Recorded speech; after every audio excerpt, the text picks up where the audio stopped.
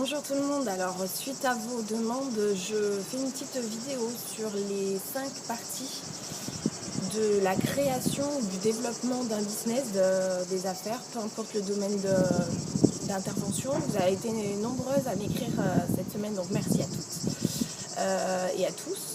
Concernant vos projets de création pour votre lancement de nouveaux produits ou d'un nouveau service, en me demandant un petit peu les grandes étapes avant de se lancer, quelles étaient-elles. Donc en affaires, il y a toujours 5 points essentiels quand vous voulez lancer une entreprise et ça tourne toujours, peu importe le domaine, autour des mêmes points. Il y a 5 choses à vérifier. La première, c'est est-ce que vous créez une valeur ajoutée? Est-ce que votre produit ou votre service crée une valeur ajoutée et apporte quelque chose aux clients potentiels? Ça, c'est important. Pour ça, il faut absolument vous renseigner sur le marché dans lequel vous voulez vous intégrer, savoir quels sont les produits ou les services similaires qui sont déjà sur le marché et savoir si le vôtre va apporter quelque chose. À chaque fois que vous créez quelque chose, pensez qu'il faut apporter une valeur ajoutée au client. S'il n'y a pas de valeur ajoutée pour lui, dans son quotidien, dans ses problématiques, ça risque fort de ne pas prendre. Donc ça, c'est le premier point. Le deuxième point, c'est le marketing. Vous pouvez par exemple estimer que vous avez 1 million de clients potentiels et ça je vois tous les jours avec des business plans parce que j'aide certains entrepreneurs à monter leur business plan pour les présenter à des investisseurs ou à des banques et ça je le vois régulièrement. Donc vous avez, voilà, dans votre business plan vous mettez que vous avez 1 million, 2 millions, 3 millions de clients potentiels. Alors c'est bien beau d'avoir 3 millions de clients potentiels, la vraie question c'est pas ça, la vraie question c'est comment ils vont savoir, comment ils vont connaître votre produit et votre service et surtout comment vous allez leur faire entendre que ce produit ou ce service il est indispensable pour eux. Ça c'est la partie marketing. La partie marketing elle est hyper importante parce qu'il faut que vous ayez déjà en tête un budget et une stratégie pour faire connaître ce produit et ce service à vos clients potentiels. La troisième chose c'est les ventes. Et ça, c'est encore autre chose. Maintenant que vos 1 million ou 2 millions de prospects potentiels connaissent le produit ou le service que vous allez commercialiser, votre job en tant qu'entrepreneur, c'est de les faire acheter. Donc ça veut dire qu'il faut avoir une stratégie pour qu'ils passent de ce produit m'intéresse, ce service est même indispensable pour moi, à je l'achète.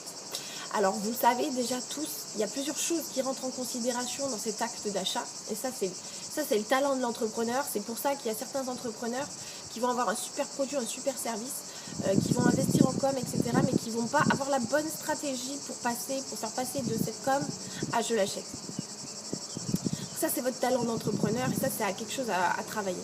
Vous devez leur faire confiance, vous devez leur faire entendre qu'ils peuvent acheter, ils doivent vous faire confiance et vous devez leur faire entendre qu'ils doivent acheter ce produit ou ce service. Donc ça veut dire qu'il y a plusieurs choses qui rentrent en considération lors de cet acte d'achat, vous le savez.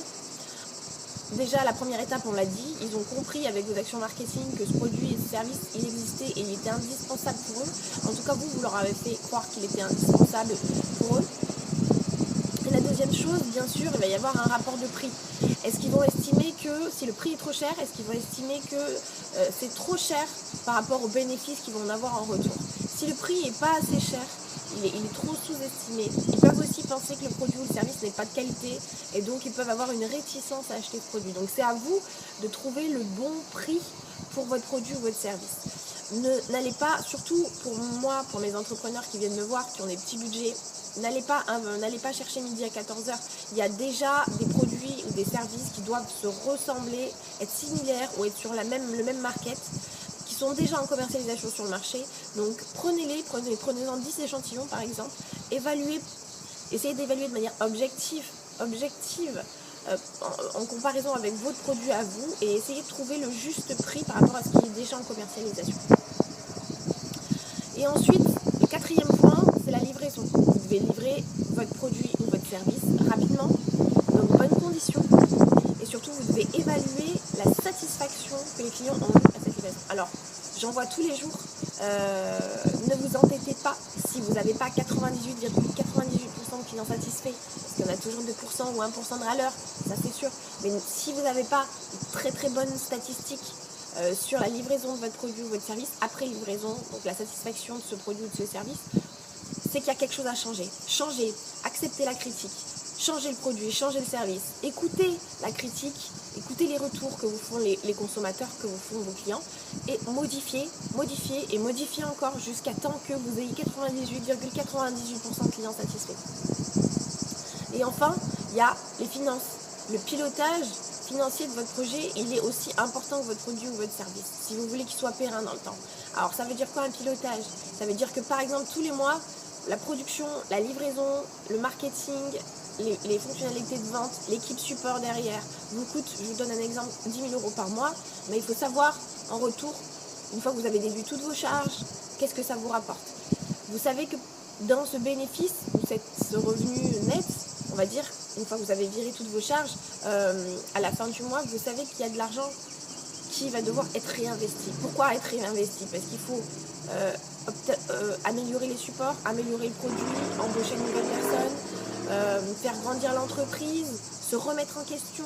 Pensez toujours qu'il n'y a pas de produit ou de service, tout est en mouvement. Et c'est pour ça qu'on a vu, nous, dans nos métiers de formateurs, de consultants, de support aux entrepreneurs, on a vu beaucoup de gens, on a beaucoup de commerçants, de petites entreprises dans des centres-villes, etc., qui viennent taper à notre porte pour nous dire qu'il faut faire quelque chose parce qu'on est en train de perdre toute notre clientèle, parce que toute notre clientèle qui venait avant en boutique, en magasin, etc., maintenant, ces gens-là, ils achètent sur Internet.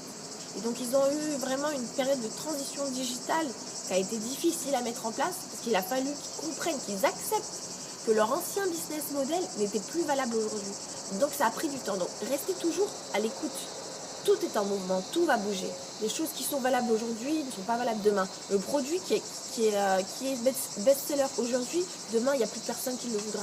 Il faut toujours être à l'écoute du marché et proposer soit des produits complémentaires, soit des services complémentaires, soit changer totalement votre stratégie. Il faut savoir le faire dans un temps suffisamment court pour ne pas mettre en danger votre structure. Voilà. Donc ça c'est les 5 points du business. Donc je répète, le premier point, la valeur ajoutée que vous offrez aux gens. Deuxième point, le marketing, la stratégie qui va leur faire connaître et comprendre que ce produit est essentiel. Le troisième point, c'est les ventes. Ça veut dire qu'il va falloir trouver une stratégie et un moyen de les faire passer de prospect à client. Le quatrième point, la livraison de votre produit ou de votre service.